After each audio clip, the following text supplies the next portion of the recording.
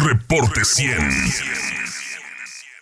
Ayer la virtual presidenta electa de México, Claudia Sheinbaum, presentó 5 perfiles más que se integrarán a su gabinete a partir del 1 de octubre. Raquel Buenrostro en Función Pública, Edna Elena Vega Rangel en la SEDATU, David Kersenovich en Salud, Luz Elena González en Energía, Jesús Esteva en Comunicaciones y Transportes.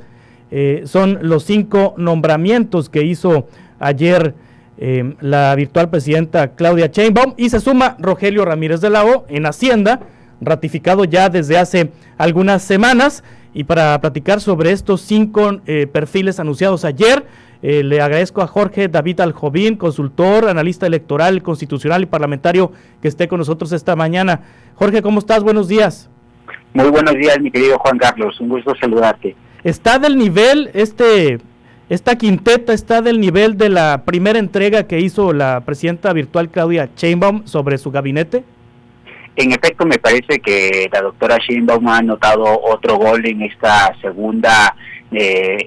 tanda de nombramientos, y lo que nos está demostrando es que no solamente quiere lealtad en su gabinete, sino que la capacidad está siendo presente, y sobre todo con perfiles técnicos. Pero lo que sí habrá que decir que estos nombramientos pues tienen una disonancia con las dos almas que viven dentro del movimiento de la Cuarta Transformación. Por un lado, un gabinete que pareciera ser mucho más conciliador, mucho más tecnócrata, un gabinete que parece darle tranquilidad a los mercados, pero por otro lado tenemos un poder legislativo que puede ser el gran dolor de cabeza de la doctora Sheinbaum, sobre todo de cara a la reforma al Poder Judicial, donde me parece que en ese aspecto ya hay una decisión, y que finalmente veremos cómo conviven estas dos almas, sin dejar de recordar también el tema de Gerardo Fernández Noroña en la semana, lo cual lo que demuestra la doctora Sheinbaum es un mensaje muy claro. Por un lado, de tener estos escándalos, estos pataleos políticos, y anteponer la capacidad en su gabinete, y esto a partir de justamente el gesto que tuvo de no haber aceptado los reclamos del señor Gerardo Fernández Noroña. Entonces creo que los nombramientos van mucho en una línea de la primera tanda de nombramientos, donde tenemos gente que ha estado muy cercana a ella en el gobierno de la Ciudad de México, en el caso de la Secretaría de Energía, de Luz Elena González. Por otro lado tenemos justamente en la Secretaría de Infraestructura, Comunicaciones y Transportes a Jesús Esteva, y por otro lado también tenemos perfiles bastante interesantes, sobre todo de Raquel Buenrostro, que al final del día, llegando a la función pública, es un mensaje de ataque directo en contra de la corrupción. Y por otro lado también tenemos el nombramiento del señor David Kersenovich, que obviamente sus credenciales hablan por sí mismas, del doctor Kersenovich, y me parece que un nombramiento que es mucho más de bajo perfil es el de Edna Elena Vega, pero al final del día pues demuestra que tiene experiencia en el ramo, ha sido subsecretaria y ahora asciende al máximo cargo, que es la Secretaría de la SEDATU, y entonces sí, los mensajes son claros. En primer lugar, tenemos de cara al nearshoring pues justamente la producción de energía, de infraestructura, con perfiles mucho más acabados, y sobre todo un cambio de timón en la propia Secretaría de Energía. ¿En qué sentido? Donde la Secretaría de Energía ya no va a ser simplemente una comparsa de lo que señale Pemex, sino que ahora Luz Elena González llegará justamente a señalar y abordar los lineamientos de cómo levantar a este gran problema que tenemos dentro de nuestra economía mexicana, donde es una empresa pues que se quiere su soberanía, pero es poco productiva. Por otro lado, en la Secretaría de Infraestructura, Comunicaciones y Transportes, pues también de cara al nearshoring se requiere la construcción de nuevas vías, que se consoliden las obras del presidente López Obrador, y me parece que este nombramiento va en ese sentido. Y también un elemento que también no solamente va ligado al tema del nearshoring, sino también al tema de la revisión en su momento del TEMEC, que uno de los capítulos será el ataque y el combate a la corrupción. Me parece que Raquel Buenrostro pues es un excelente mensaje por parte de la doctora Sheinbaum para poder combatir en ese sentido pues estos graves problemas que hemos tenido en el actual gobierno. Y también diría que en el caso del doctor Kersenovich, pues es un cambio de timón a lo que hemos tenido en las políticas de salud, donde hemos tenido más bien un secretario que ha sido más de decorativo y de un subsecretario en su momento como López Gatell, pues que no han dado la mejor impresión en cuanto al manejo, en cuanto a la posibilidad de atacar temas tan importantes como el COVID o en su momento la política de salud de nuestro país, que ha estado bastante descuidada. Entonces, en líneas generales veo bien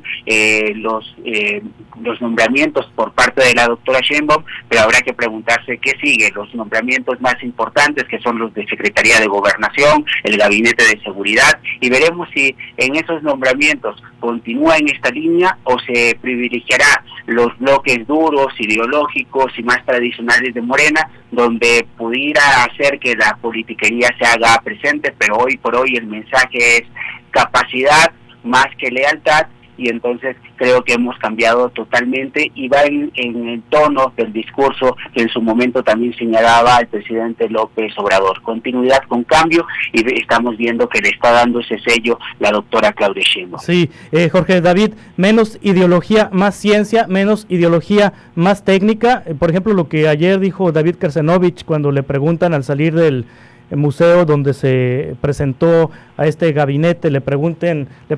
a Dinamarca ahora sí, le pregunta la prensa, y contesta el doctor Kersenovich, no sé si necesariamente como Dinamarca, pero de que vamos a avanzar a tener un sistema de salud sólido y que pueda durar con mucho tiempo para adelante, sí. Es decir, no se enganchó con lo de Dinamarca. En efecto, eso lo que te demuestra es que hay un gabinete mucho más realista, un gabinete mucho más técnico que se aleja de estas declaraciones estridentes y de la pirotecnia verbal, y que al final del día está dispuesto a trabajar y pudiera atender puentes de diálogo, y lo más importante es que rompe con esta línea de la polarización entre el oficialismo y la oposición, porque hoy por hoy las propias voces de la oposición no están criticando los nombramientos de la doctora Sheinbaum, más bien están señalando que el propio mensaje ha sido adecuado, un mensaje de autocontención por parte de la doctora Sheinbaum, dándole seguridad a los mercados y sobre todo cambiando la ecuación, justamente como lo platicábamos hace algunos días, de 90% lealtad, 10% capacidad. Ahora tenemos la inversión de esa fórmula, donde tenemos 90% capacidad, 10% de justamente de lealtad, y al final del día este es un muy buen mensaje. Obviamente no soluciona las cosas en el país, los problemas, los desafíos y los retos que tenemos, pero en el mensaje está, y creo que debemos dar al final del día este beneficio de la duda a este gabinete, que me parece que en este sentido va muy bien aspectado, pero reitero, creo que esto va a convivir con las dos almas que tendrá el movimiento de la Cuarta Transformación, sí. El sello de la doctora Sheinbaum, y por otro lado tenemos la radicalización que está encarnada por personajes como Gerardo Fernández Noroña, o un perfil mucho más ideológico como el de Mario Delgado, que me parece que daría el traste en su momento si es nombrado dentro de este gabinete, justamente en una posición tan importante como la Secretaría de Gobernación, la Secretaría de Educación. Entonces me parece que las próximas semanas serán cruciales para ver si se confirma este mensaje de justamente un gabinete mucho más técnico, con mucha mayor capacidad, o si se abre la puerta para que personajes como Mario Delgado y otros compañeros de la Cuarta Transformación, como así le denomina el señor Gerardo Fernández Noroña, pues le dan una radicalización al propio gabinete de Claudia Sheinbaum. Pero me parece que en estos momentos, para poder controlar lo desbocado, lo ideologizado que está el propio Congreso, se requiere un gabinete que sea mucho más técnico y que pueda garantizar una buena negociación en el futuro del TEMEC, una buena buena relación con los Estados Unidos y sobre todo la contención de la política interna, donde tendrán que tenderse necesariamente puentes con la oposición. El secretario de Hacienda, Rogelio Ramírez de la O, se ha estado reuniendo con financieros mundiales, con empresarios, con personajes que inciden en la economía mundial, y el mensaje que les ha dado es que la reforma judicial que planteó el presidente López Obrador será moderada por Claudia Sheinbaum. Ayer iniciaron los foros justamente en la Cámara de Diputados y como nos comentas, Jorge David Aljovín, los diputados, la fuerza que tendrá Morena y la intención que tiene ya Morena de cambiar al Poder Judicial es un tema con el que tiene que lidiar Claudia Sheinbaum. ¿De qué manera la virtual presidenta electa puede moderar la reforma judicial del presidente López Obrador? Creo que una de las maneras donde la doctora Sheinbaum tratará de moderar este tipo de reformas es sobre todo buscando una posición intermedia. Lo que vimos el día de ayer fue tres posturas. Por un lado, quienes no han entendido el mensaje del 2 de junio y sobre todo que son los ministros mucho más conservadores, de aquellos ministros que protegen a ultranza al Poder Judicial y que van en la tesitura de no cambiar ninguna coma a como el día de hoy está conformado el Poder Judicial. Vimos a otra ala de ministros que justamente me parece que va más en la postura de la doctora Sheinbaum, es buscar un cambio paulatino, gradual dentro de esta reforma, con un sistema mixto donde sí habrá elección para algunos cargos y en otros tratar de darle estabilidad al sistema. Y por otro, pues el ala dura de Morena, que estuvo representado el día de ayer por la ministra Lenia Batres, donde pues leyó todas estas apologías de que el pueblo pone, el pueblo quita,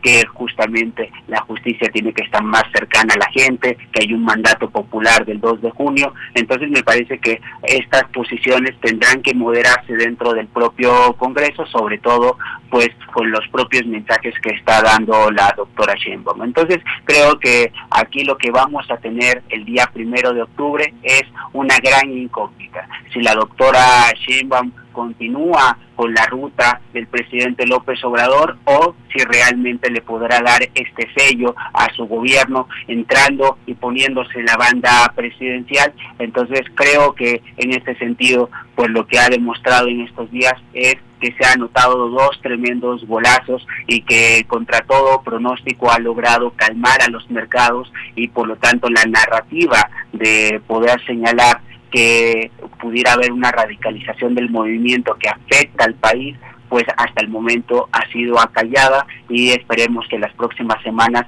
continúen en esta línea de nombramiento del gabinete, porque de lo contrario creo que es muy importante el nombramiento que se hará en la Secretaría de Gobernación como en el Gabinete de Seguridad, y es ahí donde tendremos la gran confirmación de si la doctora Sheinbaum apostará por perfiles técnicos con capacidad probada o más bien apostará a perfiles menos preparados pero con mucha mayor altura política. Entonces eso será importante en las próximas semanas de poder confirmarlo.